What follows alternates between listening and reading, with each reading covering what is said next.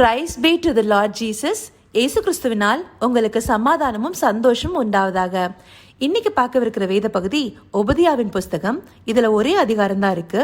வசனம் 6 வசனம் 21 பார்க்க போறோம். Book of Obadiah verse 6 and 21.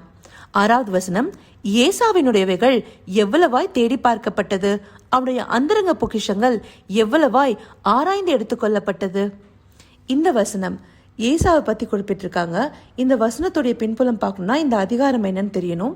இது ஒபதியா தீர்க்கதரிசி ஏதோமியர்களை பற்றி சொன்ன தீர்க்கதரிசன வார்த்தைகள். ஏதோமியர்கள் இஸ்ரவேலர்களுக்கு விரோதமாக செயல்படுறாங்க. அப்படி வழக்கமாக இஸ்ரவேலர்களுக்கு விரோதமாக செயல்படுறவங்களுக்கு எப்படியான நியாயக்கேடுகள் வரும், என்ன வாதைகள் வரும் அப்படின்ற தீர்க்கதரிசன வார்த்தைகள் நிறைய தீர்க்கதரிசிகளால் அந்தந்த ஜாதியருக்கு சொல்லப்பட்டிருக்கு. இந்த இடத்துல ஏதோமியர்கள். இந்த ஏதோமியர்கள் யாரு? ஏதோமியர்கள் இந்த 6வது வசனத்துல ஏசான்னு குறிப்பிடப்பட்டிருக்கு. அப்ப ஏதோமுக்கும் ஏசாவுக்கும் ஒரு கனெக்ஷன் இருக்கு. அது என்னன்னு நம்ம ஆதியாகமம் 25வது அதிகாரம் 30வது வசனத்துல பார்த்தோம்னா தெரியும். அது நான் கீழே டிஸ்கிரிப்ஷன் பாக்ஸ்லயும் கொடுக்குறேன். அப்பொழுது ஏசா யாக்கோபை நோக்கி, அந்த சிவப்பான கோலிலே நான் சாப்பிட கொஞ்சம் தா, இளைத்திருக்கிறேன் என்றான். இதனாலே அவனுக்கு ஏதோம் என்கிற பேர் உண்டாயிற்று. அப்ப ஏசாவுடைய இன்னொரு பேர் என்ன? ஏதோம். அப்போ ஏசாவுடைய சந்ததியர் தான் இந்த ஏதோமியர்கள். இந்த ஏதோமியர்கள் இஸ்ரவேலுக்கு விரோதமா செயல்படும் போது அவங்க எப்படி கொள்ளையிடப்படுவாங்க மற்ற ஜாதிகளாலன்னு சொல்லி மீன் பண்றதா இந்த 6வது வசனம். ஆனா இந்த 6வது வசனத்தை இன்னும் கொஞ்சம் நம்ம ஆழமா பார்த்தோம்னா, ஏசா இவர் என்ன பண்ணியிருக்காரு நம்ம ஆதியாகமத்துல பார்க்கும்போது தெரியும். அதே 25வது அதிகாரத்துல அந்த வசனங்கள், அதாவது 30 முதல்ல 34வது வசனங்கள்ல பார்த்தோம்னா, அந்த சிவப்பு கோலுக்காக அவர் தன்னுடைய சேஷ்டபுத்திர பாகத்தை விற்று போடுன்னு யாக்கோபு கேட்கும்போது, அந்த ஒரு வேளை சாப்பாடுக்காக தன்னுடைய பசியின் நிமித்தமா அவர் தன்னுடைய சேஷ்டபுத்திர பாகத்தை விற்று போடுவார். சேஷ்டபுத்திர பாகம்னா என்ன? Birth right. பர்த் ரைட்டுங்கிறது மூத்த மகனுக்காக கொடுக்கப்படுற ஒரு ஆசிர்வாதம். அப்படிப்பட்ட ஒரு ஆசிர்வாதத்தை ஒரு வேளை சாப்பாடுக்காக ஏசா விற்று போடுறாரு. அப்படி விற்று போடுறது மாத்திரம் இல்லாம இங்க எப்படி கொடுத்துருக்காங்க, அந்தரங்க பொக்கிஷங்களை எவ்வளவாய் ஆராய்ந்து எடுத்துக்கொள்ளப்பட்டது. அப்போ அந்தரங்க பொக்கிஷம்னா அந்த பர்சனலான ஒரு பிலாங்கிங், அந்த பர்சனல் ட்ரெஷர்னு சொல்லலாம். அவருக்கு பர்சனலா வைக்கப்பட்டிருக்க அந்த ஆசிர்வாதங்களை அதுக்கப்புறமா யாக்கோபு சேஷ்டபுத்திர பாகத்தை வாங்கிட்டது நிமித்தமா அந்த தகப்பன் கிட்ட போய் அவருடைய ஆசிர்வாதங்களையும் அவர் இவருக்கு தெரியாம வாங்கிக்கிறாரு. அதை நம்ம 27வது அதிகாரத்துல பார்த்தோம்னா கொடுக்கப்பட்டிருக்கும்.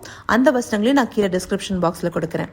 அப்படி ஏசா எப்படியான ஒரு எக்ஸாம்பிள் இருக்காருன்னா, ஆண்டவருடைய கற்பனைகளை மீறி அவரை சில அற்பமான காரியங்களுக்காக அவருடைய கற்பனைகளை விட்டு வழி விலகி நடந்துக்கிற ஒரு சந்ததியரா நம்ம பார்க்கலாம். அதே யாக்கோபை யாரா? யாக்கோபு நமக்கு தெரியும் இஸ்ரவேல் சந்ததியார். அந்த இஸ்ரவேலர்கள் யாரு? ஆண்டவருடைய பிள்ளைகளா பார்க்கப்படுது. அப்போ இந்த ஏசாவுடைய சந்ததியர் நம்மளுக்கு எப்படி பிரித்தெடுக்கிறோம்? அவங்க ஒரு சின்ன சின்ன அற்பமான காரியங்களுக்காக, இவர் எப்படி ஒருவேளை பசிக்காக தன்னுடைய சேஷ்டபுத்திர பாகத்தையே விற்று போட்ட மாதிரி சில அற்பமான காரியங்களுக்காகவும் சில அற்பமான தேவைகளுக்காகவும் ஆண்டவரை விட்டு வழி விலகி போற ஒரு சந்ததியரா இந்த ஏசாவுடைய சந்ததியரா பார்க்கப்படுறாங்க. அதே போல இஸ்ரவேலர்கள் அவங்க ஆண்டவருடைய பிள்ளைகளா. அப்ப இப்போ நம்ம 21வது வசனத்துக்கு வரலாம். ஏசாவின் பர்வதத்தை நியாயம் தீர்ப்பதற்காக இரட்சகர்கள் சியோன் பர்வதத்திலே ஏறுவார்கள். அப்பொழுது ராஜ்யம் கர்த்தருடையதா இருக்கும். அப்போ இந்த ஏசாவின் பர்வதம்ங்கிறது இந்த மாதிரியான ஆண்டவரை விட்டு வழி விலகி போக அற்பமான காரியங்களுக்காக ஆண்டுடைய சிந்தனைகளையும் ஆண்டுடைய கற்பனைகளை விட்டு வழி விலகி பின்மாற்றம் அடைந்தவர்கள், அவரை விட்டு வழி விலகி போனவர்கள் நியாயம் தீர்க்கிறதுக்காக சியோன் பர்வதத்திலே ஏறுவார்கள். சியோன் பர்வதம் என்னது? சியோன் பர்வதம் எப்பொழுதுமே ஆண்டவருடைய வாசஸ்தலமாகவும் அவருடைய பரிசுத்த ஸ்தலமாகவும் ஆண்டவருடைய பிள்ளைகள் வந்தேறத்தக்க ஒரு ஸ்தலமாகவும் பார்க்கப்படுது. அப்படி இஸ்ரவேலர்கள் அவர்கள் தான் அந்த நியாயம் தீர்க்குவாங்க. யார? ஏசா அந்த சந்ததியர்களை. அப்படி இஸ்ரவேல், அதாவது ஆண்டவருடைய பிள்ளைகள் எல்லாருமே இந்த மாதிரியான வழிவிலகிய சந்ததிகளை நியாயம் தீர்க்கப்படுறவர்களா மாறுவாங்க. அதுக்கு அந்த கடைசியா என்ன கொடுத்திருக்கு? அப்பொழுது ராஜ்யம் கர்த்தருடையதா இருக்கும். அப்போ இது இயேசு கிறிஸ்துவுடைய ராஜ்யம், அவருடைய நிலைநிற்கும் ராஜ்யம் வரப்போதான் நம்மளுக்கு புதிய ஏற்பாடுல இருக்கு இல்லையா? அந்த ராஜ்யம் அரங்கேறும் போது எப்படி ஆண்டோடைய பிள்ளைகள் மற்றவர்களை நியாயம் தீர்க்கிறதுக்கு இருப்பாங்களோ அந்தபடியான ஒரு உதாரணமா இந்த வசனம் பார்க்கப்படுது.